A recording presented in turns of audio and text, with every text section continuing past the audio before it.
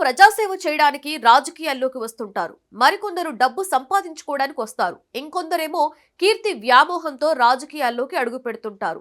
అయితే ఎవరి దారి వారిదే అయినా రాజకీయం చాలా మందిని విడదీసింది, చాలా మందిని కలిపింది కూడా. రాజకీయాలలో అన్న, తమ్ముడు, అక్క, చెల్లి అలాంటివేమీ ఉండవు. భార్యాభర్తలు ఒకరిపై ఒకరు పోటీ చేసిన సందర్భాలు కూడా ఉన్నాయి. రాజకీయం అంటే అంతే మరి.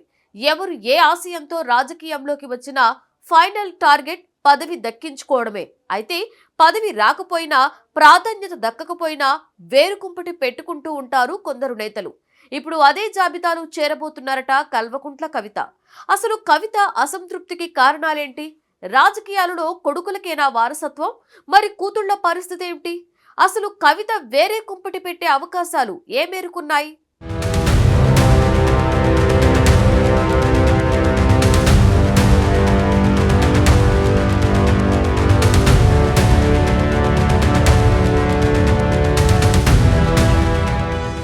మన దేశంలో జాతీయ పార్టీల కంటే ప్రాంతీయ పార్టీలు ఎక్కువగా ఉన్నాయి. ఇవి మొదట్లో పెద్దగా గుర్తింపు పొందకపోయినా తర్వాత పెద్ద స్థాయికి ఎదిగాయి.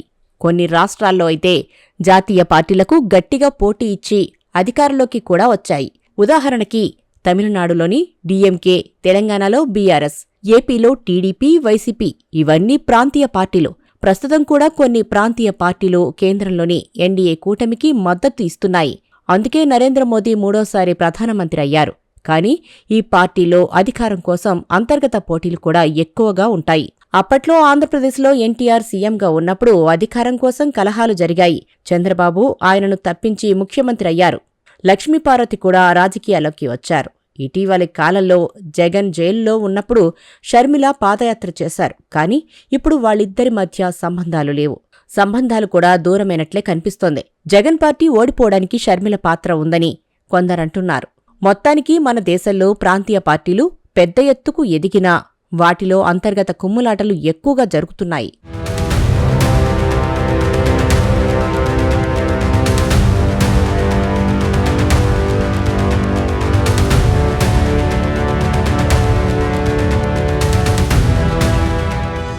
ఇప్పుడు తెలంగాణలో కూడా కేసీఆర్ కుటుంబంలో అధికారానికి సంబంధించి కలహాలు మొదలైనట్టు కనిపిస్తోంది.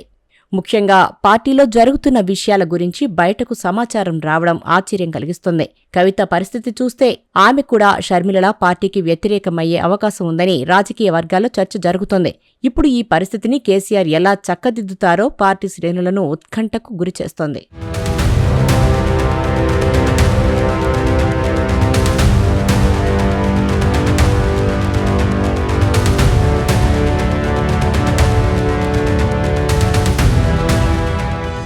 జాతీయ పార్టీలకు, ప్రాంతీయ పార్టీలకు చాలా వేరియేషన్ ఉంటుంది. జాతీయ పార్టీల్లో అంతర్గత కుమ్ములాటలు ఉన్నా వాటిని హైకమాండ్ పరిష్కరిస్తుంది. కానీ ప్రాంతీయ పార్టీలో కుటుంబ సభ్యుల మధ్యే ఆధిపత్య పోరు నడుస్తూ ఉంటుంది. కొన్ని సందర్భాల్లో పార్టీ చీలికకు కూడా దారితీస్తుంది.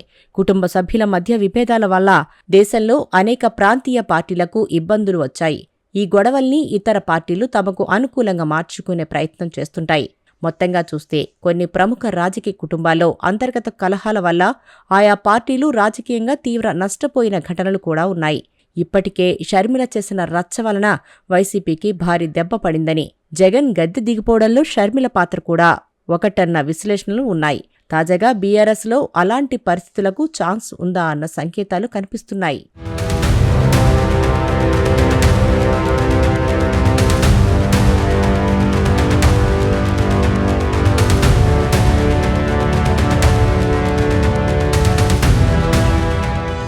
లేఖ విషయంలో రచ్చ జరిగింది. అయితే తొలుత అది ఫేక్ లెటర్ అన్న వార్తలు వచ్చాయి.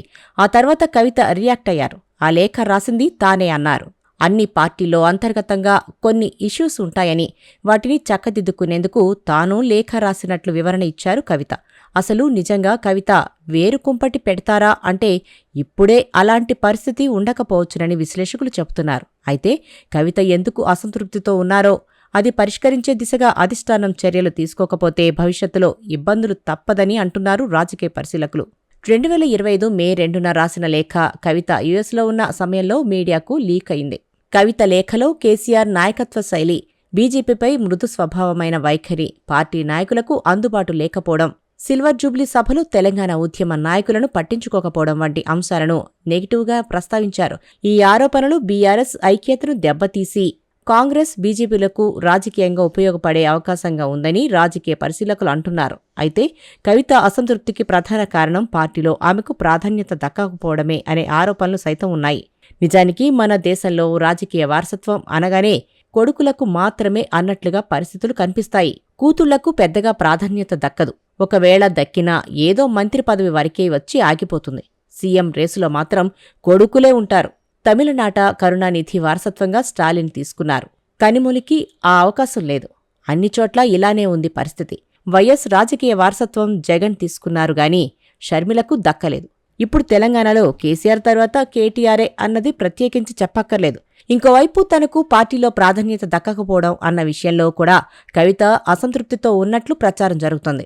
ఈ పరిణామాల నేపథ్యంలోనే కవిత లేఖ రాశారని అంటున్నారు. ఏది ఏమైనా కవిత లేఖ వివాదం బీఆర్ఎస్ ఓటు బ్యాంకుపై తీవ్ర ప్రభావం చూపుతుందని అంటున్నారు. బీఆర్ఎస్ ఈ సంక్షోభాన్ని అధిగమించాలంటే కేసీఆర్ నాయకత్వంలో సంస్కరణలు, అంతర్గత చర్చలు, కేడర్ ఐక్యతపై దృష్టి సారించాలని గులాబీ కేడర్ అభిప్రాయపడుతున్నారు. చూడాలి మరి కవిత పొలిటికల్ ఫ్యూచర్ ఏ మలుపు తిరుగుతుందో అన్నది.